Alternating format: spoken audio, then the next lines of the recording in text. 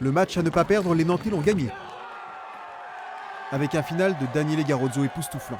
Face aux tireurs de Rueil-Malmaison, le champion olympique enrôlé l'an passé par le NEC a reçu le renfort de jeunes Nantais qui apprennent vite et d'un maître d'armes en pleine confiance. Gagner le premier match, c'est le maintien assuré. Et en plus, c'est une place dans le top 8 français, quoi. Donc c'est extraordinaire, c'est cool. C'est vraiment cool. Les Nantais finissent 5e de ces championnats de France, où l'italien est la seconde langue. Daniele Garozzo discute avec Focconi, le champion du monde italien. La compagne de Daniele, Alice Volti, championne du monde également, combat pour Bourg-la-Reine. Bref, en Fleuret, il existe une fraternité franco-italienne. L'amitié naturelle entre les entraîneurs de nos deux pays, c'est l'une des raisons. Et un championnat de France, c'est très prestigieux. C'est une opportunité d'affronter des tireurs de très haut niveau.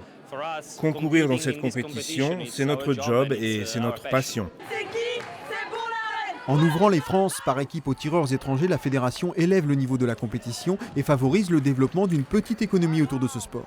Isaura Ratibus se bat aussi pour vivre du fleuret et elle fait partie des plus titrées dans sa discipline olympique, rappelons-le. C'est un sport dont on parle tous les 4 ans et que forcément après les Jeux, il y a des moments difficiles puisque des gens n'ont pas forcément envie de s'associer quand c'est pas un sport qui passe à la télé, alors que nous on s'entraîne toujours autant. Le fleuret est pourtant télégénique, chorégraphique même et s'offre à moindre coût. L'accès à ces championnats de France est libre et gratuit.